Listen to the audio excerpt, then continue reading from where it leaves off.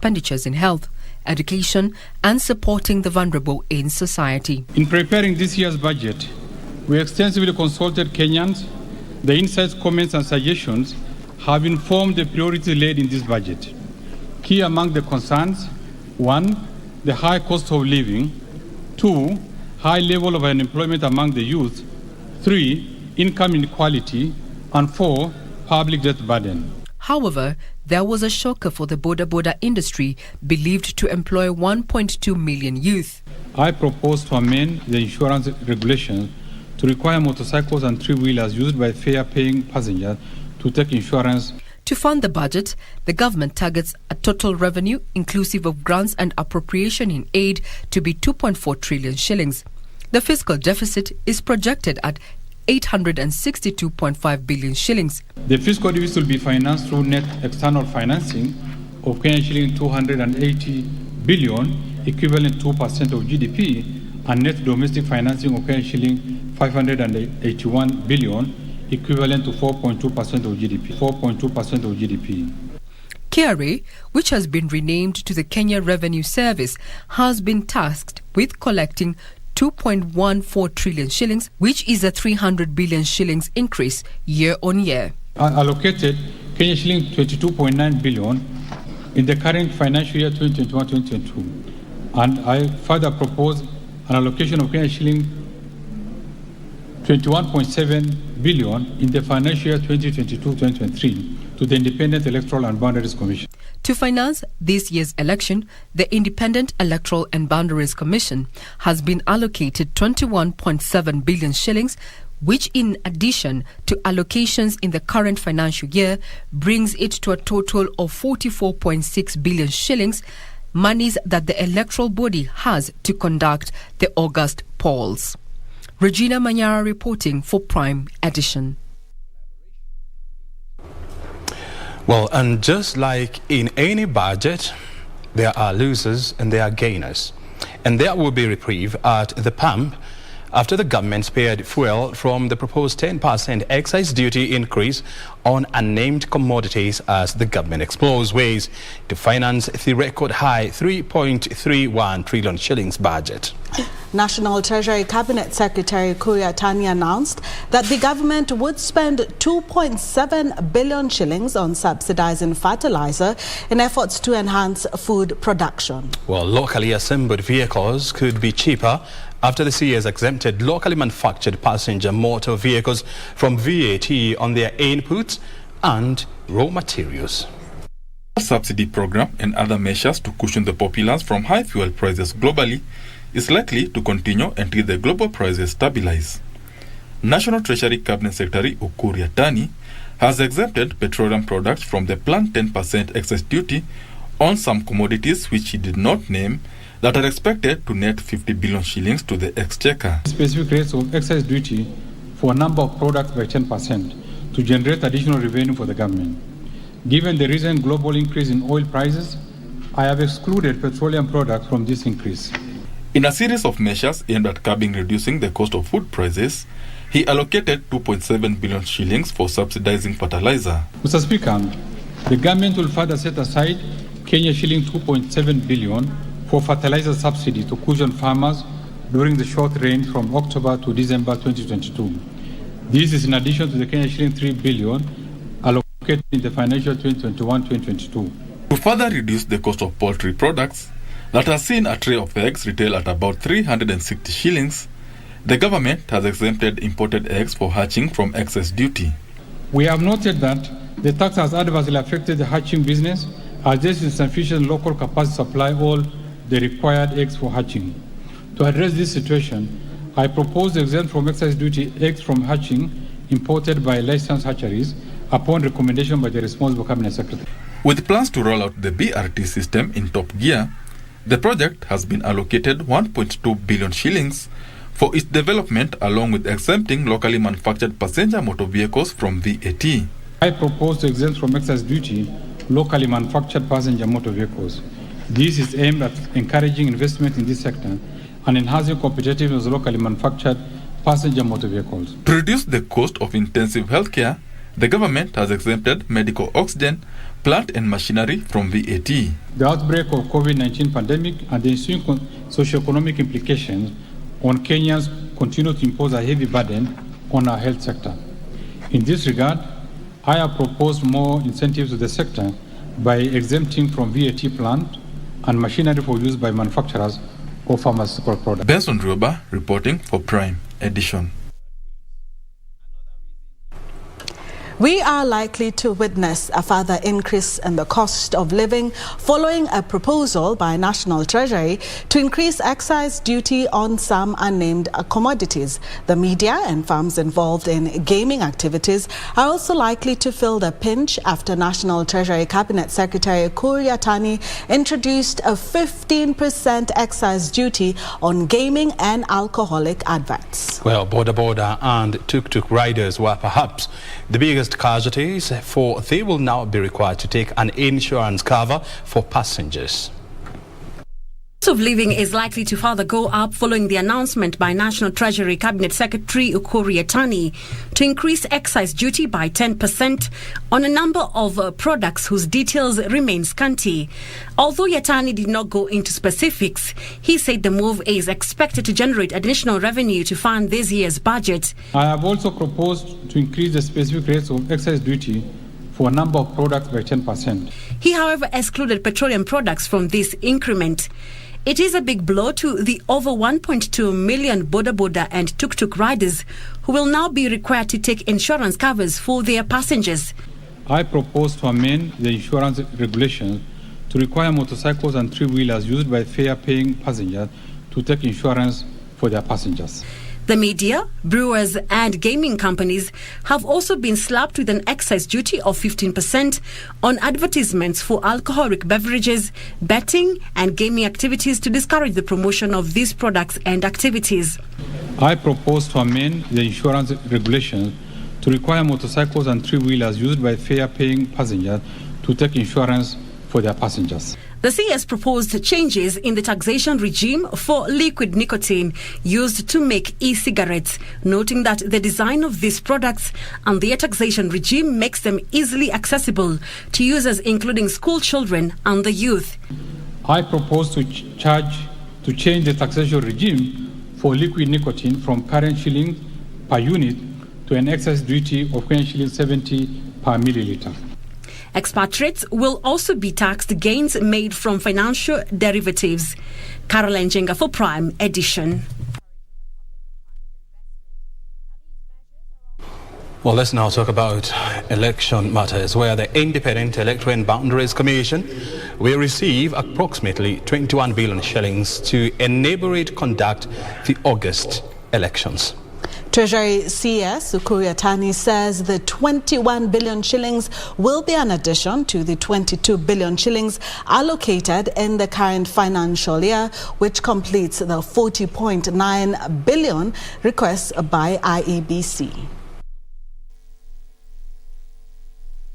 In August last year, the Independent Electoral and Boundaries Commission, IEBC, pleaded with Treasury to allocate it additional funds to enable it conduct a credible election this year. IEBC claimed it had a 14 billion shillings deficit to its budget. Thursday, Treasury CS Ukur Yatani gave the electoral body a shot in the arm with a 21.9 billion shillings allocation in the upcoming financial year.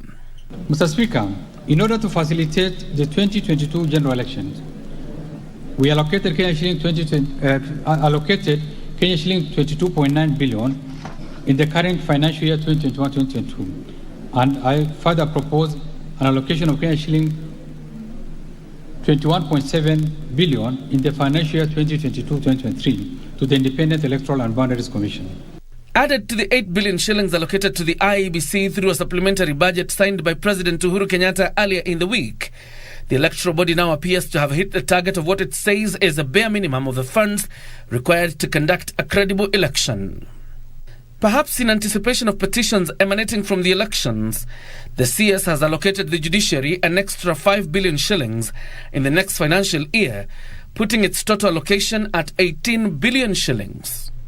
To enhance the oversight and legislative role of Parliament and access to justice, I propose an allocation of Kenya shilling 50.2 billion to Parliament and Kenya shilling 18.9 billion to the judiciary. Ahead of the elections, the security sector was the biggest winner of Yatani's purse with an allocation of 317.8 billion shillings. The security of our nation remains paramount and must be maintained to safeguard the considerable development gains. For this reason, I have proposed an allocation of Kenya shilling 317.8 billion to support operations of the National Police Service, Defence and the National Intelligence Services. Mr. Speaker, the proposed allocations include Kenya shilling 128.4 billion for Defence, Kenya shilling 46.4 billion for the National Intelligence Service, and Kenya shilling 122.2 billion for Police and Prison Service, Kenya shilling 10.7 billion for leasing of police motor vehicles, and Kenya shilling 1 billion for police modernization program. John Jacob Curia, Prime Edition. The Treasury Cabinet Secretary Ukur Yatani now says the 2022-23 budget was formulated with the interest of the common man in mind. Yatani, who spoke in Parliament after delivering the 3.3 trillion shillings budget, said issues such as regularization of high cost of living will be addressed under the proposals in the budget.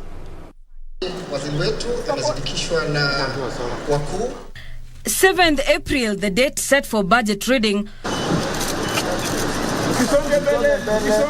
would see focus turn to Parliament buildings as Kenyans sought to understand how the 2022-2023 budget would affect them amid concerns of high cost of living. Treasury Cabinet Secretary Ukur Yatani taking time to simplify the over 3 hours budget amid cries that the government resolves the skyrocketing cost of living. Kenyans are concerned about the cost of living, and we effectively address this. We've addressed the issue of fuel prices, where we'll be subsidizing substantially. We've been subsidizing for the last few months, and we will continue to do it until end of June, just to make sure that the prices does not go out of reach for the common man. One very important aspect is that we are aware that food security remains a key concern for us, and that's why we have already allocated resources to fertilizer, and we have proposed further allocation of 2.7 billion in the next financial year. In this financial year, last week we've allocated 3 billion Kenya shilling, and we intend to allocate additional resources of 2.7 billion for the fertilizer to enable farmers to plant their crops in good time, to enable farmers assess, because the price has been rising as a result of global issues which is beyond the confines of this country.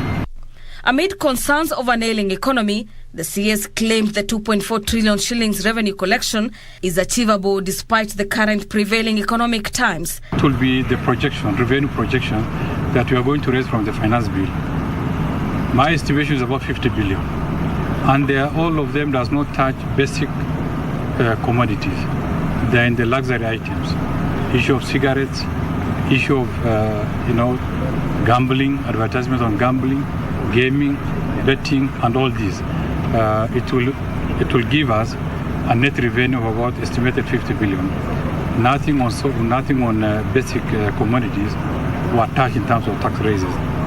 The ministry further absolved the government of blames on the pending bills, claiming some counties have been returning unused monies to Treasury.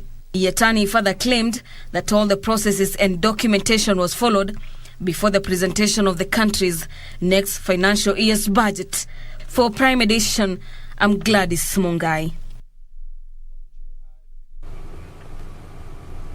It's a busy year for national teams. The Sports and Social Development Fund has received an allocation of 15.8 billion shillings, 35% of which will go towards sports. Well, in addition, an allocation of 125 million shillings has been made for maintaining regional stadia.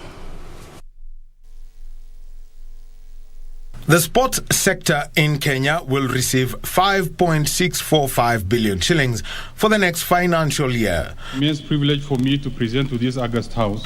While presenting the budget at the National Assembly, Treasury Cabinet Secretary Ukur Yatani says the funds will be channeled through the Sports, Arts and Social Development Fund, which will receive 15.8 billion shillings. According to the Public Finance Management Regulations, 60% of the fund goes to social development, 5% to the arts, and up to 35% to sports, bringing the actual allocation to 5.53 billion shillings. To further support sports development and tourism recovery, I have proposed an allocation of Kenya shilling 15.8 billion for the Sports, Arts and Social Development Fund, Kenya shilling 3.2 billion for the Tourism Fund, Kenya shilling 1.8 billion for Tourism Promotion Fund, and Kenya shilling 125 million for refurbishment of the regional stadium. The allocation for sports will fund national team activities at the Commonwealth Games in Birmingham, England, and the World Athletics Championships in Oregon, USA, the Africa Youth Games in Cairo, Egypt, and the management of sports facilities across the country. Sports events hosted in the country, such as the WRC Safari Rally and the Magical Kenya Open, are also catered for from the fund. For Prime Edition, I am Daniel Wahome.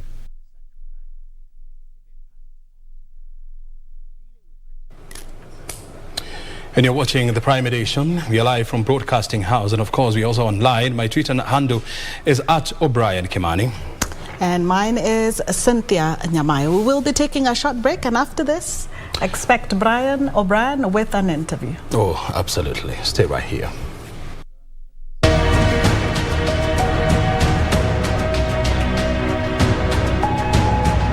Have an opportunity working with the incoming president of COP13, His Excellency Rachmat Witoela, here in Bali, to take decisions which will save the environment and save the planet Earth for future generations. We should all rise up to the occasion. You've done me a great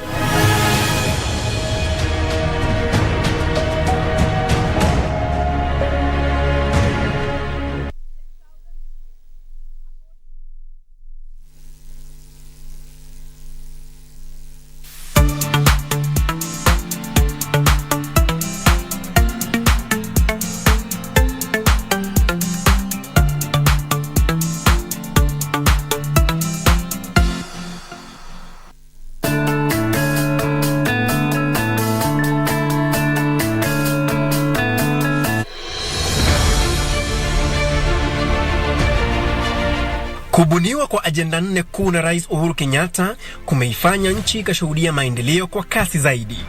This is an agenda that has a single aim: to improve the lives of Kenyans by ensuring that all of us are food secure, that we have a decent roof over our heads, and that everyone has access to affordable health care, and that more jobs are created in the manufacturing sector. Kaunti ya jiji la Nakuru imesonga mbele kwa miradi mbalimbali inayotagusana na the Big Four, zikiwemo afya, ujenzi, uzalishaji na sekta ya uchukuzi.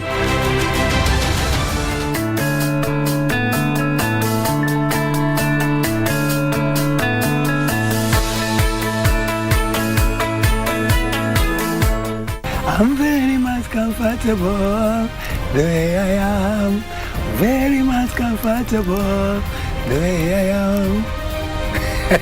For decades, the society has considered Dolan a mystique, whose sense of fashion and personality have remained a mystery to many. I'm a woman, and again, I'm a man. And I can also have my menses just like women. Join Sheila Kayaro Yogo this Saturday and 9th April and this Sunday on 10th April at 9 p.m.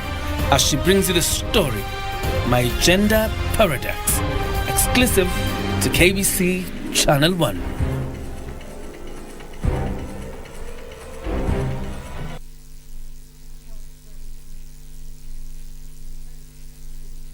As times changes, technologies grow, and so you need to be in the know. We bring you tech news from all over the world. Me, I understand science revolves around life. Tech policies and programs. Take on Tech has your back. Coming to your screens every Saturday at 4:30 p.m. only on KBC Channel 1. Join me, Stephanie Ayeta and Grace Gidaiga as we serve you with only the best tech updates the world over.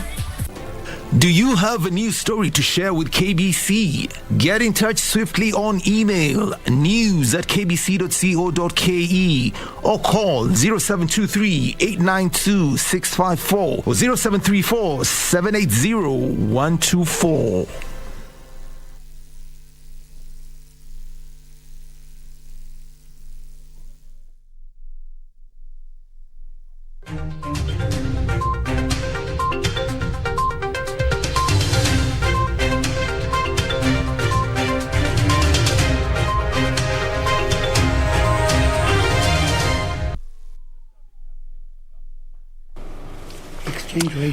Well, and after many months of waiting, finally, the budget highlights were outlined today by National Treasury Cabinet Secretary Ambassador Ukur Yatani. As it would be expected in any budget, there were losers and gainers, and of course, there were reactions from different quarters, and the reactions were varied. And let's now come back to the studio, and I'm now joined by Jim McPhee. He's a regular face on KBC. He's a senior lecturer of economics at Strathmore Business School. Hujambo bwana. Jambo sana. Karibu sana. Sawa, asante. Very good. And next to Jim McPhee, we're joined by Anne Magondu. She's a senior manager tax at Ernst & Young. Thank you, Anne, and karibu sana. Thank you very much. Very well. And I want to start with you. What did you pick from Yatani's budget highlights? Right. Looking at it from maybe a tax perspective, I would say you really tried to balance because we really didn't see so much of hikes in terms of the taxes we pay. So in my mind, I'm thinking that there is a strategy that now the KRS will take to ensure that the target they have been given of 2.2 billion is achievable. Trillions, yeah, sorry, yeah, it's achievable. Yeah. And I mean, she's talking about KRS. She's actually ahead of time. KRS is what we know as Kenya Revenue Authority. I mean, the KRA Act is going to be amended so that it's transitioned from an authority to a service. What about you? What did you pick from the budget highlights? You know, first of all, I was very, very impressed with Honorable Yatani. You know, I think he made a very, very good presentation, and at the end he had a press conference, and I think he was very, very erudite. He really came across as a person who knows what he's doing, and his permanent secretary had the same view. You know, you realize that the economy of the country is in safe hands really at the moment, and we hope that you know, after August it's going to be in safe hands as well. I would agree with Anne. I feel that it was a very moderate thing. All right, we have this increase. It's going to be obviously, when we talk about excise duty, it could be something like Pepsi-Cola or Coca-Cola. Let's hope it's not going to be on Tusker, okay? But you know, again, we don't know what it is. But I think we've got to understand, actually, you know, one of the concerns that everyone has right at the moment is, you know, what can the government do for the common one-inchy? And I think, you know, we've got to understand that it's beyond the power of the government to do much. You know, at the moment we have this subsidy which has been given by the government for petrol. That's really good. But you see, on April the 20th, 2 years ago, that is almost exactly 2 years from now, West Texas Intermediate was trading at minus $40 a barrel. Yes. Because there was so much oil coming across from Saudi Arabia and so on that, you know, you actually had to pay to get that oil offloaded into the tanks which were already full. So it then went back to about $40 a barrel. A year ago it was $68 a barrel. I checked the oil price right at this moment. Brent crude is trading at $100 a barrel.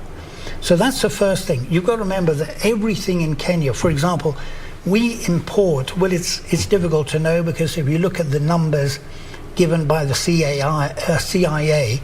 they meant to know everything in the world, but they don't actually, but the number more or less is, let's say we import 600,000 tons of wheat. It's got to be taken from Mombasa to Nairobi and distributed up country. And also, so number one, it's going to cost us more to do that. KPA has put up their handling charge by 20% just a couple of weeks ago. Yeah. And then also, because of the shortage of vessels on the high seas at the moment, transport costs, bringing, let's say, the wheat, we used to buy a little bit more than 30% of our wheat from Russia, 1.63% from Ukraine. A lot of people say, well, we used to buy our wheat from Ukraine. In fact, we bought very much from Russia. But the problem is, we won't be able to do that now. So we're going to have to pay more for our wheat. It means that it's very difficult. And then we have, the rate of exchange at the moment is 115 shillings and 30 cents to the dollar. So our currency is sliding. The dollar is actually appreciating against all the major currencies in the world, so we shouldn't be worried about that. Yep. But it means that the imported item is going to cost us more. And this is where it's very difficult. We can say, well, it's the government doing this. No, it is the international economy which has got us in that particular position. And no things that is happening out there would definitely have an impact, on the local economy. Correct. I'll be coming back to you to understand how much this is likely to complicate Kenya's economic projection of 5.6%, going forward. But I want to hear this from the CS left everyone guessing, probably maybe apart from him, by saying that some goods are likely to be slapped with a 10% excise duty. He was short of telling people what exactly are things, and he's keeping everyone guessing. What are you guessing? What is your guess telling you? Well, yeah, I think with the other Kenyans, I might not really read his mind, but looking at what are the products that attract excise duty, we expect so much to go in the drinks. Yeah, likely. But as he said, so you're breaking his heart, eh? Yeah, definitely. Even water, the bottled water, we have excise duty on it. Exactly. So we expect that will go up. But maybe just to also talk more on the fuel prices. Yeah, he was so much impressing the people that the government is giving subsidies, but he's not telling us that we are paying tax on it. For me, it's like giving with one hand, you're taking the other. Right now, you're paying VAT. VAT was introduced on our fuel prices back in 2018. Then come 2021, they also increased the tax base for VAT on fuel by including excise duty. Meaning the VAT you're paying right now on your fuel has an element of excise duty. You can imagine the multiplier effect on that. So I would have imagined, or I would have expected that instead of the subsidies, we have the direct impact to Mwananchi pocket, where you tell us VAT has been slashed on fuel and the price goes down. Or LPG again, no VAT, that will have had a direct impact than going through the long chain of the supply chain of the marketers. Yeah. But if you are to lower the tax base or the VAT base on fuel and gas, don't you think this is likely to blow the Kenya Revenue Authority a huge tax hole? Not really, for a fact. Look, we're collecting revenue to spend as a government. Yeah, look at it now from a broader perspective, and I still feel that now KRS also has other avenues to collect more taxes. We talk of numbers. Right now, we're in an election year. We are talking of close to 22 million registered voters. Look at the taxpayers we have in Kenya. They're only 2 million, I think less than 15% of the registered voters. So there's a lot of field that KRA can engage and bring in more revenues. Just imagine if you are to grow that rate from us 15%, and maybe have like 30% of registered voters paying taxes. I mean, even the budget deficit will narrow down. But I mean, I would like to pick that up, because I think one of the things, a lot of people are talking about expanding the tax, the tax bracket, and we want to have more people paying tax. But that's precisely what VAT was all about. When I was working in Ernst & Young, the top rate of income tax in Kenya was 70%. 70? I remember actually going out to lunch with one of the partners there. I'd done a good job. He gave me a lunch, and I sort of offered to pay the lunch. It was on a restaurant which no longer exists on Koinange Street. But he said, look, KRA are going to pay 70% of this. It's because they will put it in as one of the expenses of the firm. So, you see, our top rate of income tax at the moment is 30%. How can it be 30% when in those days it was 70%? Because we pay VAT. So VAT is an expenditure tax. So when we're thinking about expanding the tax net, we're already doing that with VAT. And this is where I must say, I feel that, okay, when you buy your petrol here in Nairobi, you're going to pay less than you would in Dar es Salaam, almost the same price in Kigali, in Rwanda, and the petrol has got to go right around the whole of Lake Victoria up to Rwanda. Nowadays it's going through Dar es Salaam because our people in Mombasa are saying, tunataka pumzika hapa, and the problem is this pumzika mentality is getting into the minds of everyone here. But, so you'll pay more in Nairobi than you will in Dar, Kampala, and also even in Kigali. Mm-hmm. But I think, this is something everyone has got to pay their tax. And so instead of the MPs talking about, you got to tax Tom, Dick, and out there, they're in the tax bracket, because the moment they buy anything which is manufactured, they're paying indirect tax. Exactly. So I must say, you see, you got to remember, when I was studying for my PhD, I was paying £1.30 for a gallon of a litre of petrol in the UK. Translate that into Kenyan terms, that is almost 200 shillings a litre. So here we are at 134.70. This is the end of the world and so on. Look, those people who are paying that price can well afford to do so. Well, I'm not sure, but Anne was talking about, she was trying, we were trying to create, to do what we call scenario creation here, and she was talking about one of the things that she expect to see rise in excise duty is water. What else would you guess? Fuel? Do you think fuel is likely? No, that has been exempted. Mm-hmm. He said it expressly that petroleum products will be exempt. Mm-hmm. So that will not go up. But look at the external pressure. What he's just talking about, the pricing, the external price. So when the fuel lands in Mombasa, it will have a higher price, right? Then use that base to calculate taxes. So that again grows, The same, they will subsidize the marketers, but now looking at the tax calculation way of doing it, inevitably you might find the price going up. The price going up, the prices of petrol. Yeah. Help me understand things. We've seen the Kenya Meteorological Department this evening issue a warning that we are likely to be in a more drier season, despite the fact that we are supposed to be, welcoming or celebrating the long rains.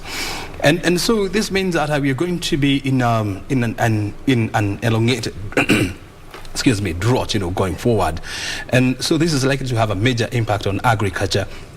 So when the CS talks about an economic growth of 5.6%, where is this growth coming from? It's going to come from prayers. Because, I was out yesterday actually because I like planting trees, and I was out watering the trees that I planted. I've got about a dozen trees, and wow, it's so dry out there. And I was talking to a person who runs these flower farms up in Eldoret and also in Nakuru, and even there it's very, very dry. And when I was out yesterday, we had some rain a week ago, and it was quite good rain, And I thought it would sort of be, it was the beginning of the rain, and when the rain starts early, it's normally very good. But boy, we're just back to this drought situation. So that's why I say, let's just hope and pray that we get the rain, because, let's face it, 30% of our GDP in Kenya comes from agriculture. Yeah.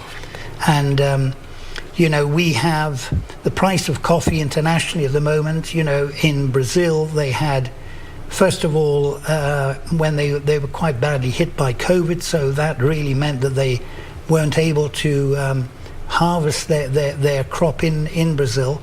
Then they were hit by a frost, and then they were hit by a drought. So, and then now, in fact, in some of the places in Brazil, they've got floods. So the international price of coffee is very good at the moment. Yep.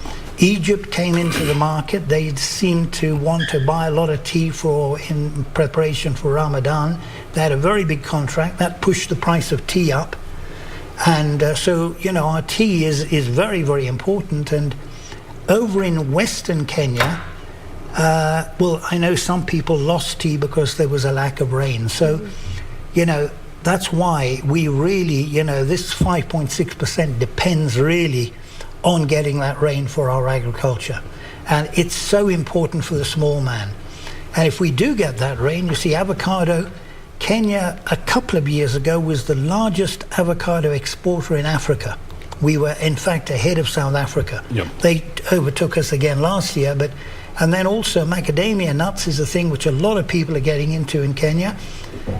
China's actually stopped their import of macadamia nuts from Australia because the Australian politicians are blah, blah, blah against the Chinese. So coal, corn, anything Australian now is just not welcome in Beijing. It's not getting, exactly. So we've got to move. The thing is that we're just, somehow we got to be aware of the fact that all these opportunities are there. So providing we get good rain, we've really got to try to make the most of it, He's talking about rainfall, and it's true. I mean, when you look at the Kenyan economy, I mean, it's 35%, supported by agriculture. Correct.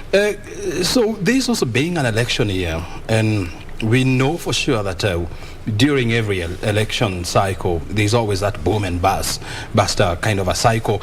Is this likely to complicate this economic growth going forward?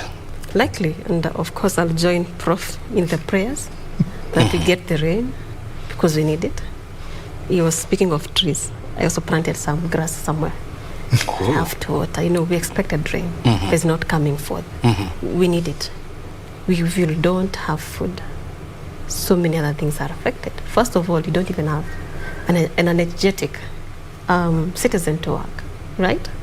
Then look now at what happens. Food, raw materials for some of the manufacturing plants. So again, they'll maybe be required to import. What does that take our cost of living? Prices again go up, you see? So definitely it will affect the economic growth. Yeah, not forgetting the politics of the day. Yeah, you see, we're trying to get leaders and then proceed with our agenda for the day. And also there's also related cost to it, right? So this again, the amount that maybe would have been used for development is taken for politics. So yeah, there will be a huge dip. And she's actually now bringing me to the other point, because look, we're going to spend a whole 40 billion shillings on elections, and yet we've allocated 7 billion shillings to subsidize agriculture input. Why have we put our priorities right? Look, O'Brien, this is exactly why this concept of democracy, there's a Professor Joe Kimura at the University of Nairobi, and I think it was about 9 years ago, he wrote an article and said, look, this thing of democracy is 3,000 years old. I think we better have a look at it again. But this style of democracy that we are brainwashed to buy that organization called the BBC and, and all the rest of it. We're just brainwashed all the time. Well, democracy, we're democratic, blah, blah, blah, blah, blah. Democracy, that Western form of democracy does not work in the United States, it doesn't work in the UK, and it doesn't work in the whole of Africa. So Professor Joe Kimura is absolutely right. We got to look at this. There's a Professor David Some up in Eldoret. He was very high up in the University of Eldoret. He's a doctor by profession, a lecturer at the university, Moore University in Eldoret. But he got all the elders of the 12 groups in the Kalenjin. They were all sort of squabbling with one another. He got them all together. He got them, now let's work together. That's what we need in Kenya. Forget about this thing called democracy. Democracy is rubbish. No, you can't say that on screen. Yes, and we got to tell the Americans to their face, look, don't impose democracy on us. Let me ask you this, because I can see you are getting worked up. I don't want you to get worked up on screen. But honestly speaking, what would be the alternative? Because, for such a poor country, to spend 40 billion shillings on an event that will take probably maybe 1 or 2 or 3 days. Anne, what are your feelings on this? Well, what can we do with 40 billion shillings, for example, if it was put into agriculture, for example? We'll really harvest a lot. We'll, transform our economy to a very large extent, yeah? And as you rightly put it, in addition to the 40 billion, you may expect petitions. Yeah, all over. That now goes to spending time for the judiciary, the lawyers. It will have such a huge impact in terms of the overall cost to the economy. Yeah, and as he has put it, we may need to change how we view politics. I know we are a developing country, but we do really admire other developed countries. You admire which country? Let's not get into so much politics, but of course... Even the election in the United States was rigged. So, look, we know that our politics are very expensive because, and of late we have become highly litigious, as a society.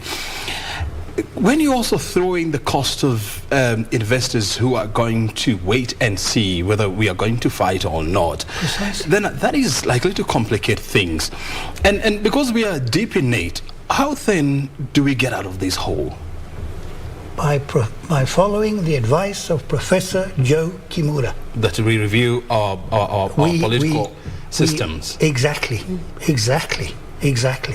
There was a time when President Mwai Kibaki sent the whole of his cabinet home. Did Kenya collapse? In fact, it worked better than when we had all of those. 2005. Correct. After the banana orange rift. So the situation there, is, but it's a difficult thing. But what I feel is, I think you hit the nail on the head, O'Brien. We're spending so much money, and let's face it, if I want to get elected, I remember once in one of the companies where I'm a director, we were interviewing 3 people, and they were so good, these 3 men, that one of them, I remember, I gave him 20 out of 20 in the interview, and we actually employed that man. Now, this is to run the finances of a company. It has 1,000 employees. To run a country, who decides? Here in Nairobi, if I want to be the governor of Nairobi, I won't come and talk to the University of Nairobi and KU and JKU at. Where do I go? Kibera, Mathari Valley, Korogosho slums, Sinai slums. That's where the money is. Because that's where you have the masses. Exactly. So who decides who's going to be the next president of Kenya? Is it the people of Nairobi? The people who, the economics department of the University of Nairobi? Are they the people who... I remember 20 years ago I was in Nigeria at the Lagos Business School, and they were going through an election. And these people were saying, these politicians never come and speak to us, And I said, look, first of all, if these politicians come here, they'll speak to 100 people. Not only that, they'll be challenged by 95. You're saying this doesn't make sense. Mm-hmm. You can go to the slums and you speak to 5,000 and they all, you give them a little thing. Here's our man. The other thing, when I get to your point, it is high time that we sit back, but look at our political processes and ask ourselves, Absolutely. Should we be paying these high costs, for our politics? But that's an issue that's supposed to be dealt with by politicians. But let's also look at another thing. We are going to spend 1.2 trillion shillings on recurrent expenditure, that is paying workers, the per diems and so much. Well, it's even more than that, actually. It is actually more than that. Yeah. What are your figures telling you? It's 2 trillion and 174 billion. Well, on the wage bill?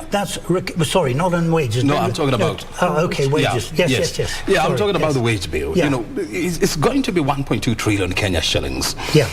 And for a country that is expecting to collect about 2.2 trillion Kenya shillings, whereby 1.2 will go into the recurrent expenditure, and then you have debt repayment of about almost 1 trillion Kenya shillings. What do we really need to do, to bring down, the recurrent expenditure in this country? Because we need to set aside so much for development. Okay. Well, I think there requires to be a very good guiding framework in terms of revenue expenditure. Because even you look at it from a household perspective, if you borrow to spend on revenue expenditure, you'll not grow. You'll stifle yourself. Mm-hmm. You cannot have debt on consumables, yeah? So, as stakeholders, as Kenyans, this is a wake-up call, yeah? It's all our responsibility to contribute towards managing the rise in the recurrent expenditure. Mm-hmm. Because we shall not grow. We shall not grow. We have so much development to undertake. Jim, and I think, I agree with Anne here. When we are spending as a country, and when you look at our recurrent expenditure, it has grown from, it has actually doubled, in the last 10 years. I remember sometimes in 2012, the government was talking about cutting down the wage bill, which was back then about 600 billion shillings. Now we're talking about 1.2 trillion Kenya shillings. Have we ever taken stock of how much value we generate by investing 1.2 trillion shillings in the recurrent expenditure? Well, the answer is no. The answer is no. And you see, it's kama kawaida too, So we got to understand, well, number one, let me just say, in our budget this year, we actually are aiming to have a surplus on recurrent expenditure of 230 billion. But the biggest item of expenditure this year is going to be interest on debt, mm-hmm. which is going to be 688 billion shillings. Interest on debt. Interest. Mm-hmm. Not repayment, mm-hmm. just purely interest. Mm-hmm. And that's going to rise to 712 billion next year. And the year after that, it's going to be 758 billion.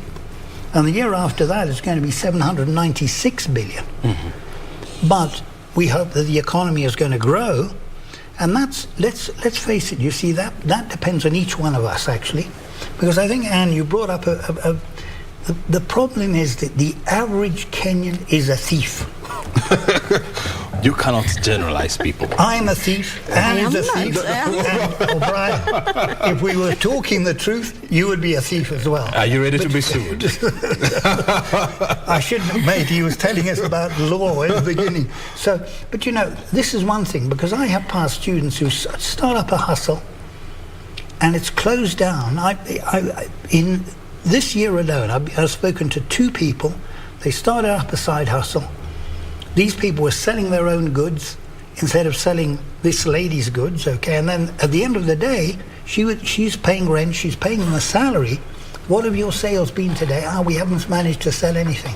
So, that's, and then also another man, he actually has got 60 chickens, and the man looking after them would bring 2 eggs. And he said, well, I don't know what happens with these chickens. They're not laying eggs or something. But anyway, I think, you see, somehow we've got to get away from our status symbol. I was talking to a man in a company today at noon, and he's actually from Mauritius. He works in a very big bank in Mauritius, okay? And there, the chief executive officer has a driver. He's working in Kenya. All of the senior managers need a driver, so that when I'm going to the KICC, for example, I'm actually driven to the front door, I get out of the left back door, and my driver then goes away with the vehicle to some other place. Now, admittedly, we're giving employment to people by that, but this is something that I know. Sometimes I'm with Honourable Bunyasi. He's an MP. He's got to have a driver. He's got to have a huge car. Okay, if he isn't, the wananchi watukufu will say this man is bure. Let him go home. So we've got to be. We're forced to be big spenders. And then we don't realize that, I try to get people to understand, look, lights, we got to turn off the lights, okay? But people, the day begins, the sun is shining into the building, the lights are on. The lights are on to indicate that we're here. But now, wait a minute, we don't even need the lights. Tell me this. I also listened to the CS, saying that we are going to invest 400 billion shillings to the devolved unit, what we call the county government. Yeah. When you look at the amount of money or the amount of resources that the government or we as a country have deployed to the county government, since the devolution governance, came into force back in the year 2012, 2013, do you believe that we are getting value for this investment? Well. Maybe I would go by 50-50. Yes, 50, no 50. And why I say this is because irrespective of the money going to the counties, you've seen a lot of intervention by the national government. So there could be a likelihood of duplication of the same thing. You see, we already funded you to do ABC, but we still need our assistance in one way or another. So I think, we need to get back to the drawing board. I think we need to do an audit of what you've achieved in the last, or rather 10 more years you've been under devolution. Do an audit and see actually what have we achieved. I remember when this issue of devolution came in, the Kenyans were very excited. And you're saying now development is coming to the villages, there'll be jobs here. No, there'll be services, facilities here. But I think we are yet to get there. We are yet to get there. Jim, when you look at, our current setup of, two-tier government, whereby you have the county government, you have the national government, and every year the government or more billions of shillings, are deployed to the county government, to help in service delivery, to help in poverty alleviation and so much, to help in job creation and so much. Would you say that we have gotten value for our investment in counties? Well, let me ask you a question. I know you're asking me a question, but let me ask you a question. Who was the person who held up this new constitution that we have on August the 10th, 2010, was it? It was the former president, Mwai Kibaki. And at one stage, he had sent all of his ministers home. In 2005. And we now have 2,500 MCAs. If we had a Senate the size of the United States Senate, we would have 1/5 of the number. We have 47 counties, 47 governments, okay? 47 groups of people who sit there getting a salary which is much better than any person working at the University of Nairobi, okay? You have a governor, you have, a deputy. All of this, a deputy, etc. And then we have County Executive Committee members. We increased we have now 349 members of Parliament as opposed to our 200. Now, Mr. Honourable Kibaki, is there a possibility that you've gone wrong? Because I asked myself, I remember... Well, that was not Kibaki's document. It was a document that was voted by Kenyans through a referendum, yeah, right? Because... And who are the Kenyans? Korogosho,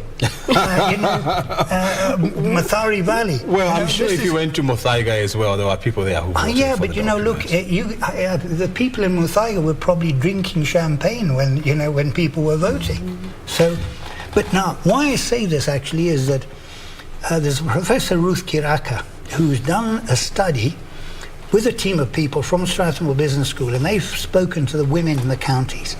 They are unhappy. They are just totally unhappy with the county governments because the amount of nepotism there is incredible.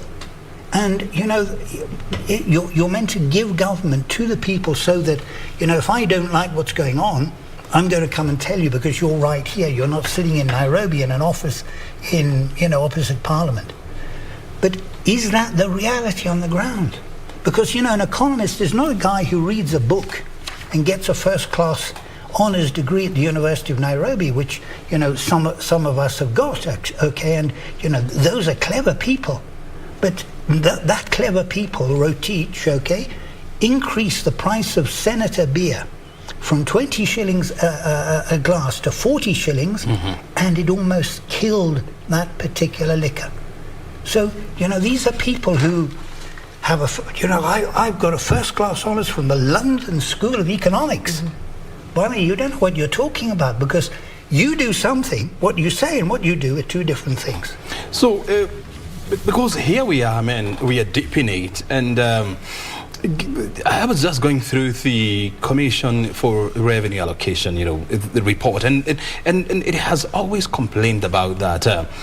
Look, the investment in terms of the capital investment at the county government, at the county level, is less than 10% of what they are given, and yet it's supposed to be 35%. So how do we then make county government engines of growth going forward? Wow, that's not an easy question to answer because it all depends with the team that takes over the county as leaders, yeah.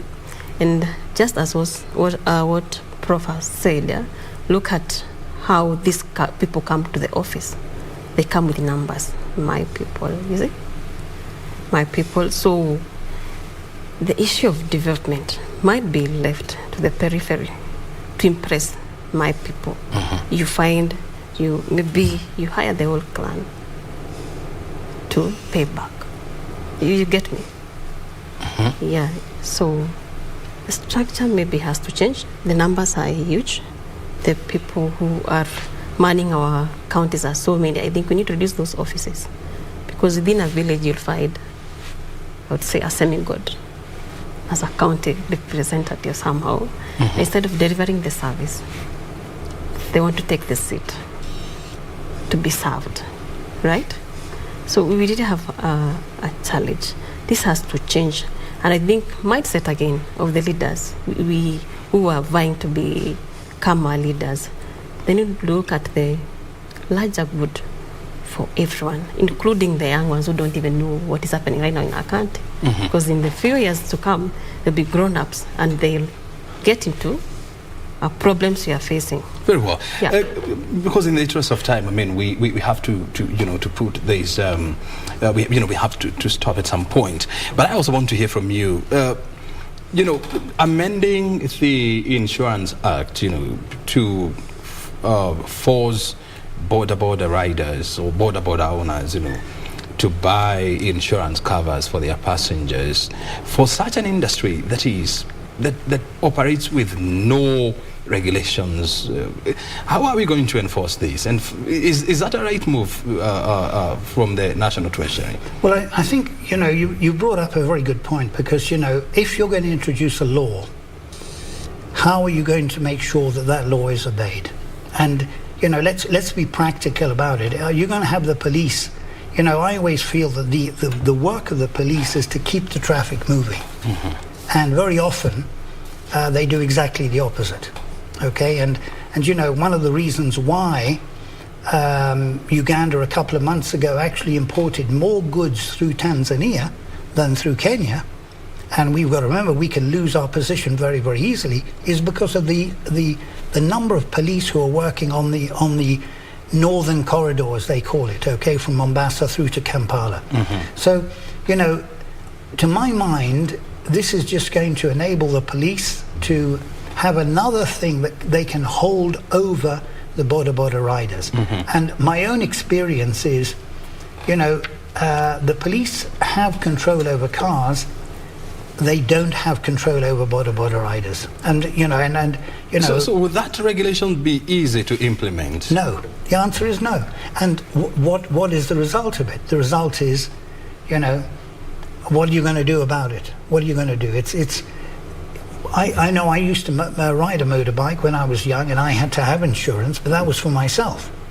But maybe, if I want to have insurance for my motorbike, what I've got to do is I've got to actually, at that point, the insurance companies have got to say, okay, well, look, you have to have insurance, and you've got to display it on your motorbike.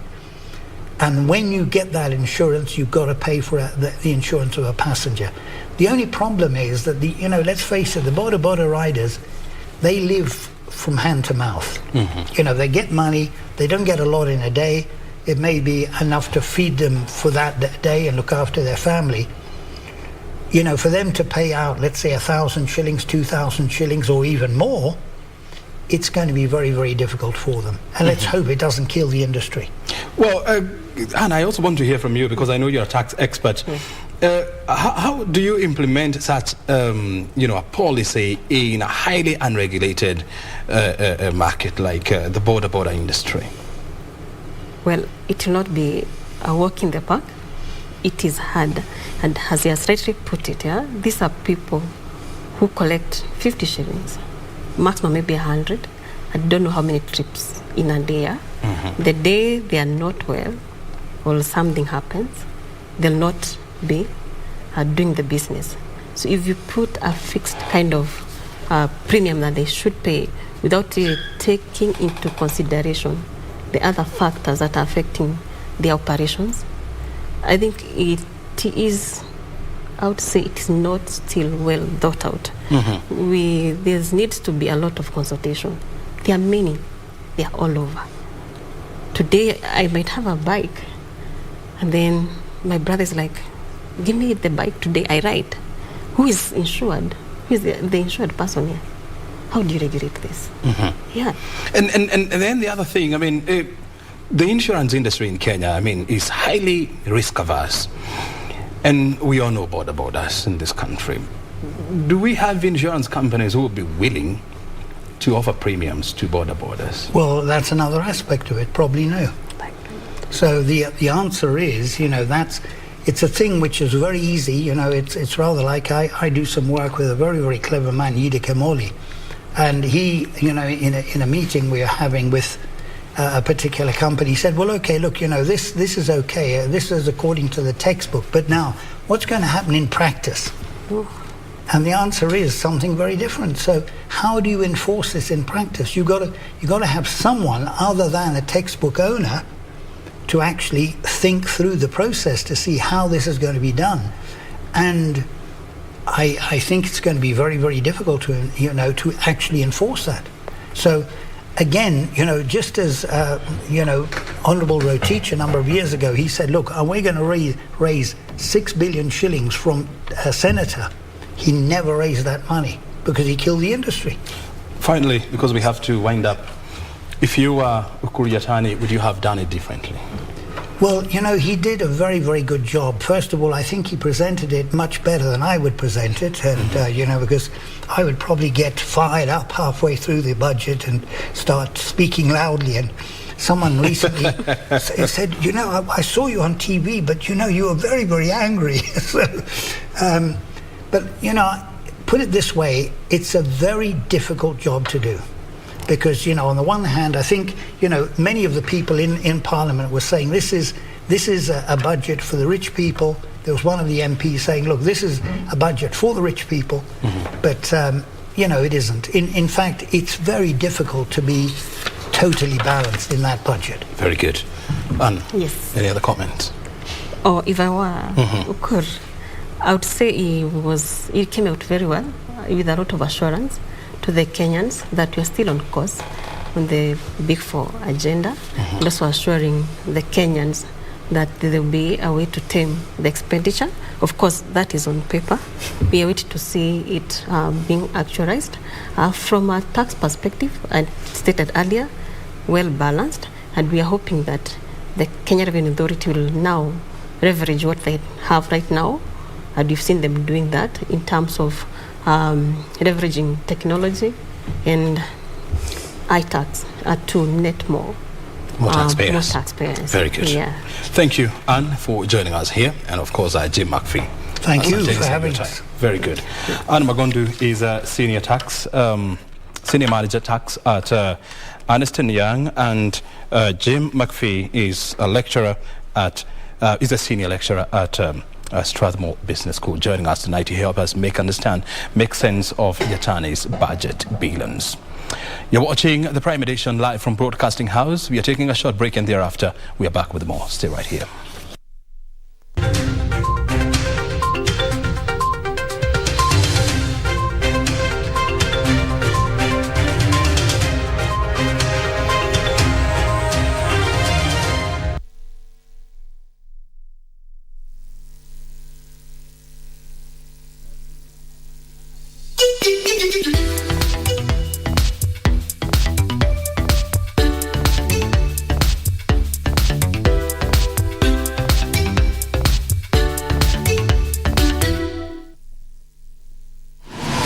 Log on to the KBC website at www.kbc.co.ke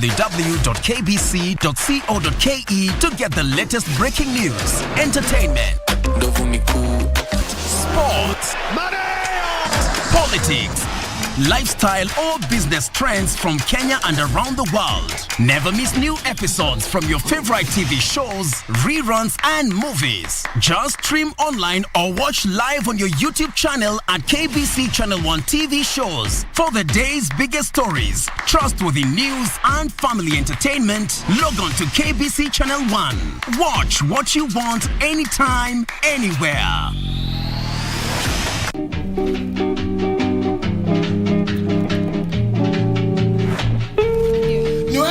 Kuna siku nimekuja nikakufangusha.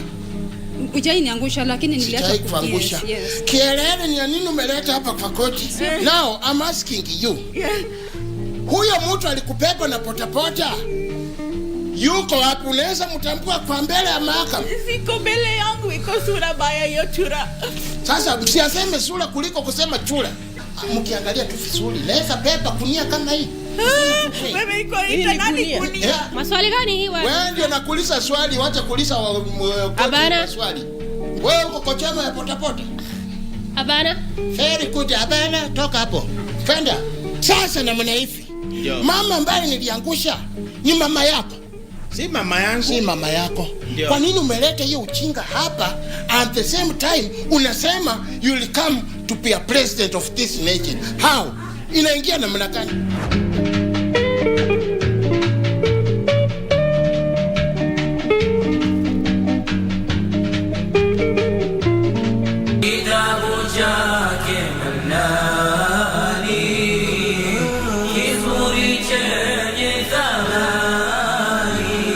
Watu wana elimu lakini pia hawafanyii kazi elimu yao.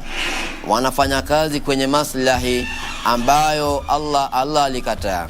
Wanafanya kazi kwa maslahi, hawafanyi kazi kwa kufikisha tauhidi kwa haki ya kuifikisha. Biiznillah ta'ala, naomba tuwe wenye kupata hidayah na kufuata uongofu wa Allah subhanahu wa ta'ala ila yaumil qiyama ili tuweze kunufaika.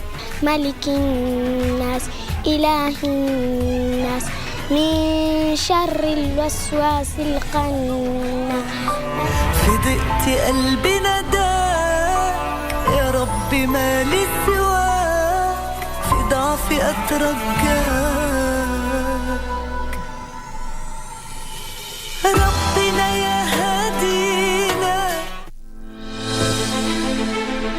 you an aspiring candidate in the upcoming general elections? Do you want your agenda and manifesto to reach your voters effectively? At KBC, we have the most comprehensive and credible online platform that has profiles of all prospective candidates. Log on to www.kbc.co.ke/2022 aspirants and let Kenyans know more about you, your past achievements, your manifesto, and your development agenda once you get elected to office. What's more, the website is easy to navigate. We will create your profile, post pictures and short videos with your campaign messages at affordable hosting fees. Log on to www.kbc.co.ke/2022 aspirants today and establish your brand authority as we lead towards the forthcoming general elections.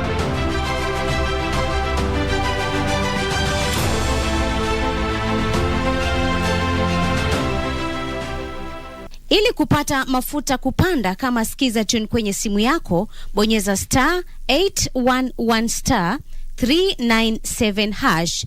Nashukuru serikali kwa kuongeza bei ya mafuta. Sasa niko kwa highway na hakuna traffic hata kidogo. Naomba serikali iendelee hivyo, tubaki tu watu ya gasla na heavy machine peke yake. Pia mimi naomba huyu serikali waseme kama gari yako ni below 3000 cc, gari yako ili kupata mafuta kupanda kama skiza tune, bonyeza *811 397 hash. *811 397 hash. As part of the government policy to achieve 10% forest cover, conservatory and protection of the ecosystem, Radio Ingo, in conjunction with Kakamega County, Kenya Forest Services and National Environmental Management Authority, NEMA, will participate in tree planting at the Kakamega Forest on 8th of April 2022 and on 9th of April 2022. A church service will be held at St. Paul Muyenga Anglican Church of Kenya in Kakamega. Let's plant trees for a better tomorrow.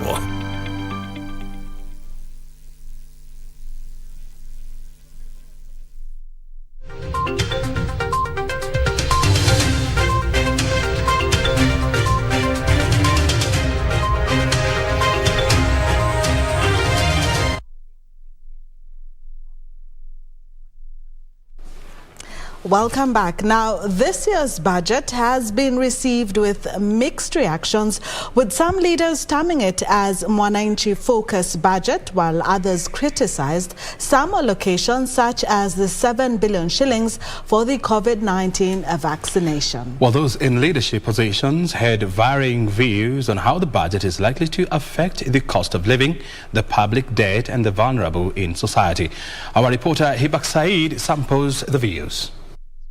The bad, the critical, and the complimentary.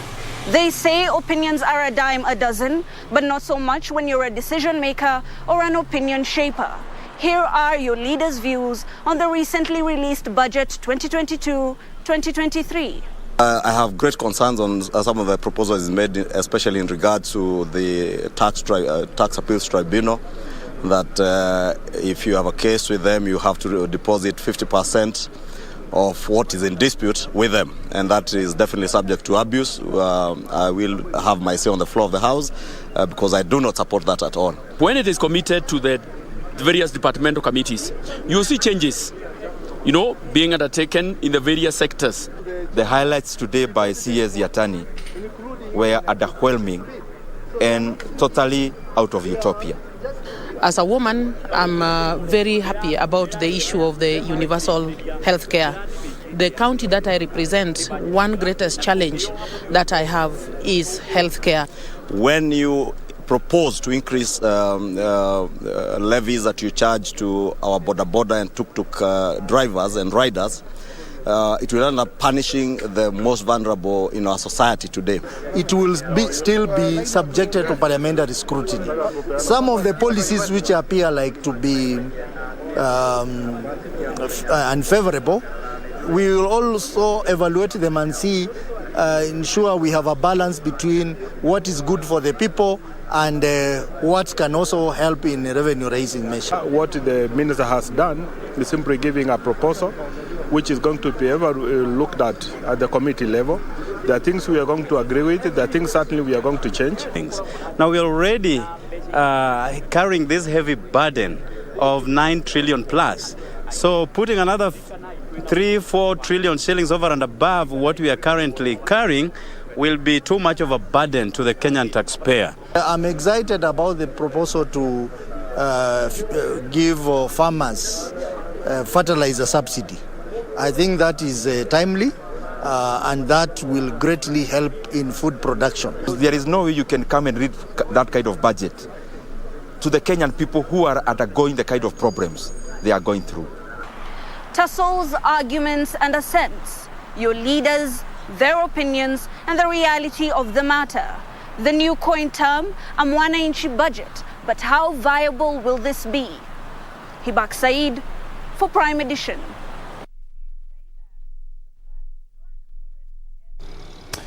Well, the proposal to earmark 2.7 billion shillings to subsidize fertilizer in the next financial year, in addition to another 3 billion shillings for fertilizer subsidy during the current planting season, was welcomed by Kenyans. Those we sampled after the budget was read said the subsidy would help boost food production and keep food prices low. Others criticized the Yatani for not coming up strongly with job creation measures, especially for the youth. Our reporter Nduta Mukami now samples some of your views.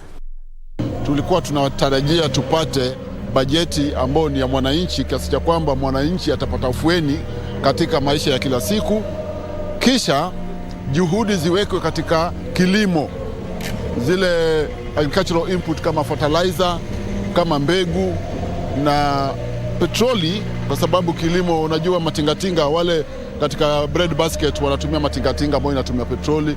Sasa hivi hii bajeti haikuangazia masuala ambayo kwangu mimi naona ni mazito katika taifa letu hivi. Na watu wengi hawajafurahia kwa sababu watu tayari wanaumia. Hakuna kazi kwa graduates, wanakaa tu na sisi nyumbani.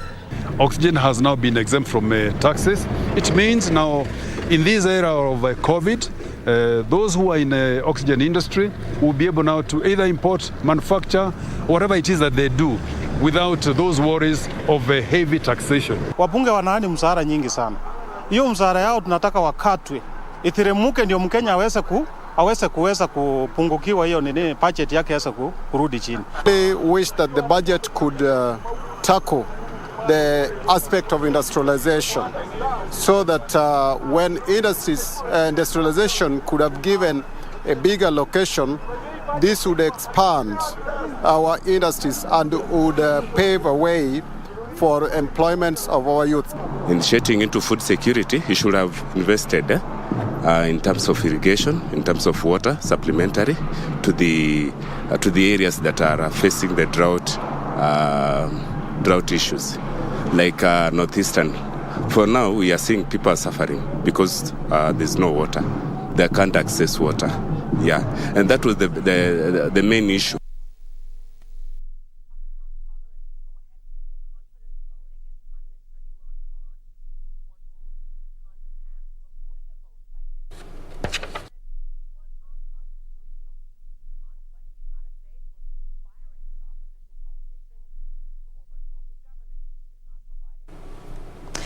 Now, the Budget Day 2022 was characterized by a number of formalities, as has been the case over the years. Well, the famous briefcase displayed by Treasury Cabinet Secretary, synonymous with the day, alongside the attire by the CS and other government officials bearing the pocket flower. Nancy Okware now takes a look at the activities that characterized this year's budget presentation. On Thursday, all eyes were on the National Treasury as Kenyans anticipated the presentation of the 2022-2023 legacy budget.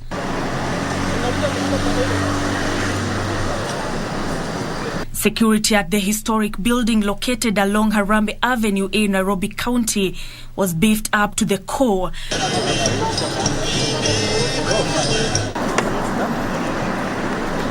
With decorations all over the entrance. Curious onlookers going as far as on top of buildings to get a glimpse of the proceedings. I'm ready to die for freedom. I'm ready to die for my people. I'm ready to die for justice. This man was, however, arrested for demonstrating outside the National Treasury, demanding for the prices of food and other basic commodities to be lowered.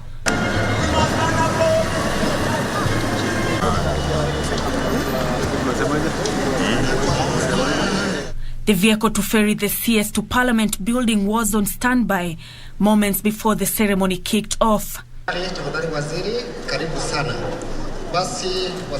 And at exactly 2:33 p.m., the man of the hour, Treasury Cabinet Secretary Ukur Yatani, emerged from his office and onto the famous steps. DGs wetu, tafadhali Johnny, karibuni sana. Yatani, accompanied by officials from his ministry, such as Planning Principal Secretary Saitoti Torome and the Central Bank of Kenya Governor Patrick Njoroge. Yatani and the other government officials donning suits with pocket flowers, synonymous with the budget day. The CS displaying the iconic briefcase bearing the coat of arms and posing for a brief photo session. After this brief session, Yatani and his convoy proceeded to Parliament buildings in slow procession under very tight security. And other invited guests, and notably the Right Honorable Raila Amolo Odinga,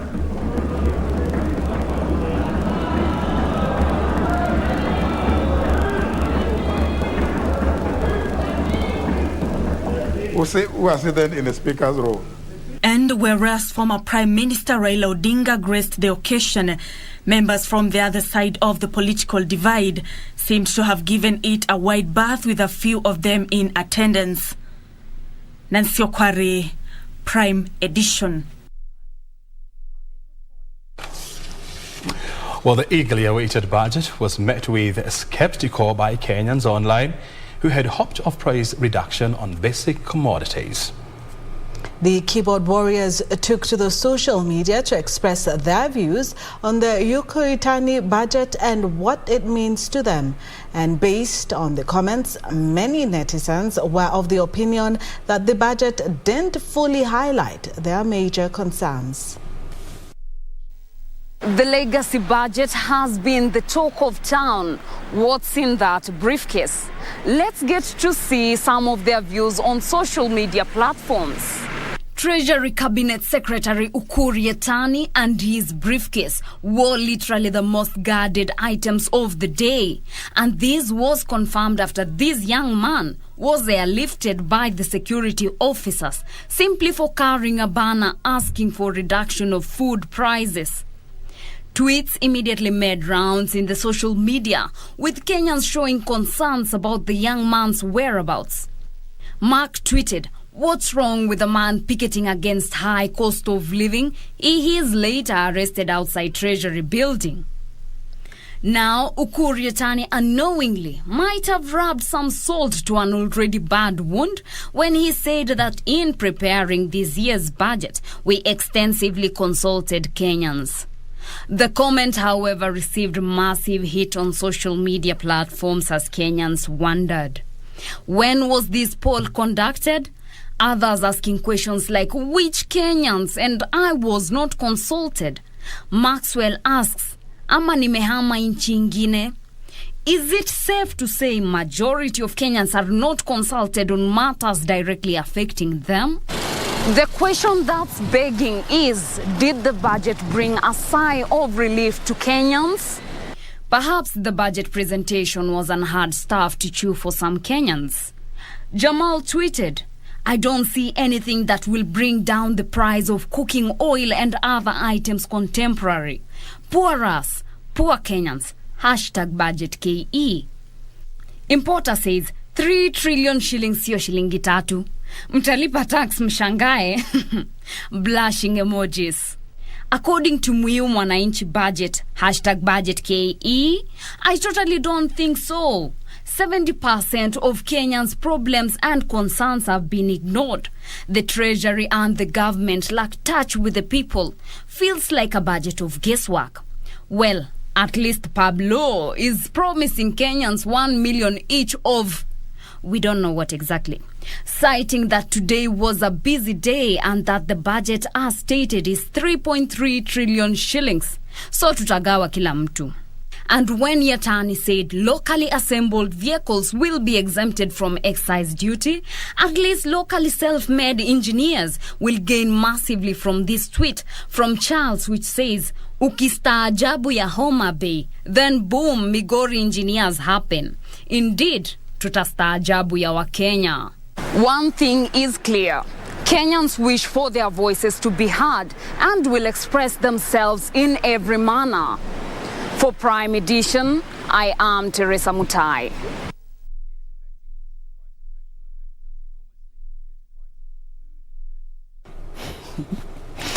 Man, oh man. Tess, literally the voice of people, of the people today. And Tess Mutai managed to bring those sentiments perfectly well.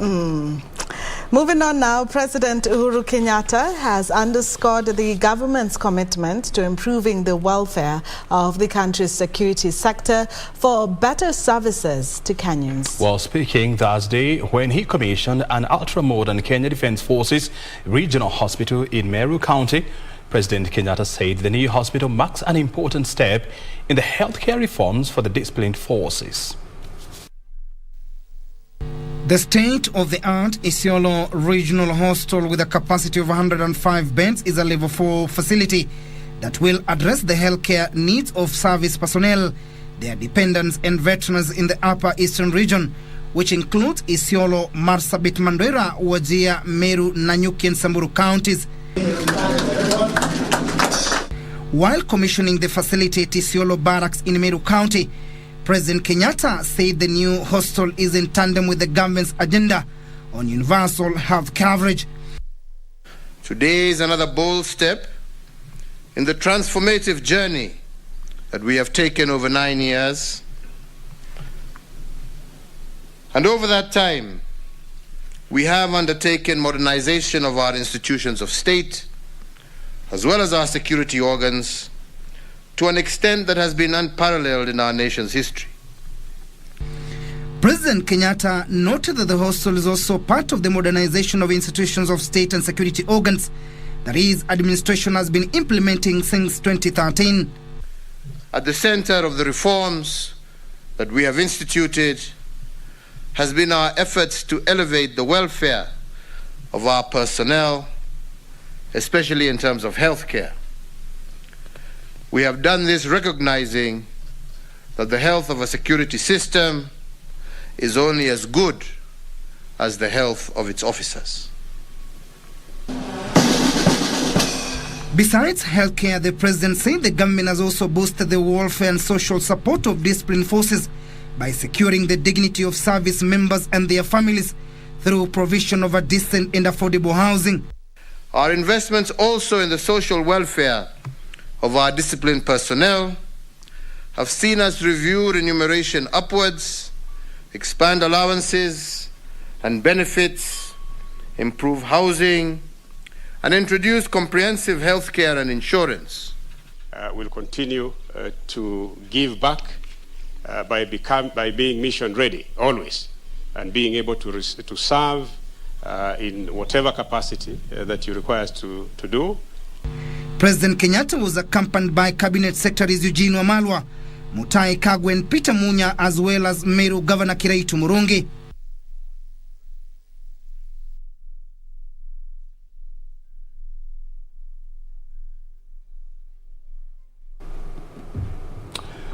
Well, and with the time coming to 10:30, it is time now to wrap up this bulletin. The legacy budget. Definitely. I mean, from Nairobi to Mombasa to Kisumu, we've taken you all the places and, of course, heard from Kenyans on what they feel about this budget. And, of course, you have heard it from them, you know, from Kenyans in the street to Kenyans in the Twitter space. We've managed to bring you all the comments. And time now for us to wrap up the bulletin tonight. Thank you so very much indeed for your time this evening.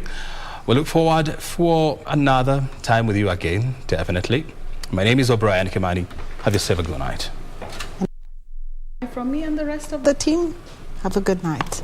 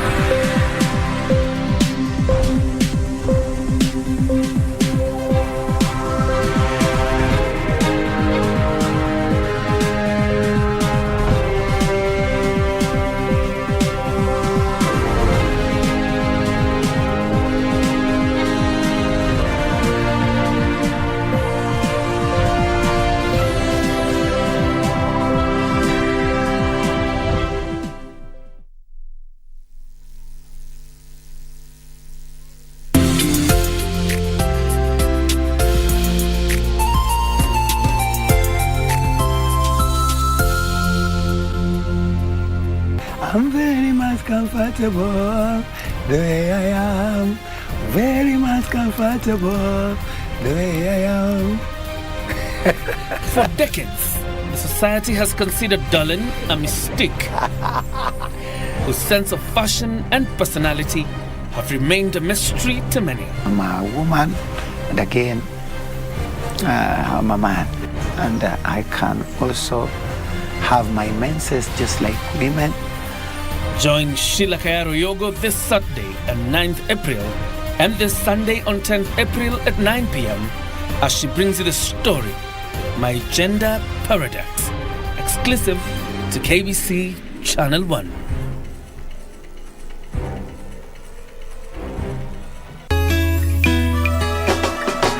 Vitimbi Jumatatu hii. Jumuika nasi siku ya Jumatatu ili upate uhondo kamili kwenye Vitimbi. Hiyo basi usikose burudani tosha kila siku ya Jumanne hadi Alhamisi saa 1:35 katika tamthilia ya Maza.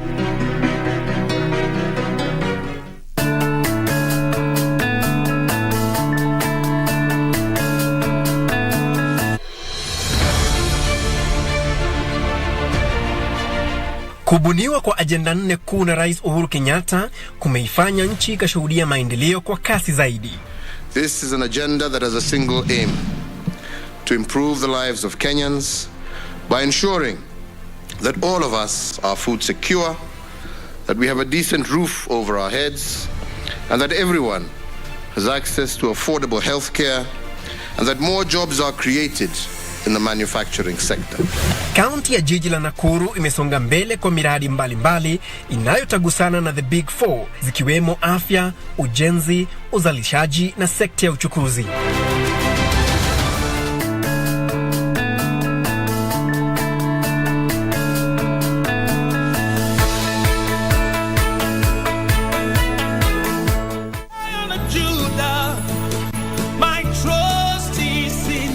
Jumapili hii kwenye runinga ya KBC, ungana naye Askofu Michael Wanderi wa kanisa la Christian Foundation Fellowship Kiambu kuanzia saa 1 hadi saa 2 asubuhi. Ningetaka nikwambie, our Jehovah God, because the Bible says he is the same yesterday, today and forevermore. He is able to take you to a place of abundance. He is able to take you to Rehoboth in the name of Jesus Christ. Kipindi ni neno la neema, ukiletewa naye Askofu Michael Wanderi wa kanisa la Christian Foundation Fellowship Kiambu. Usikose.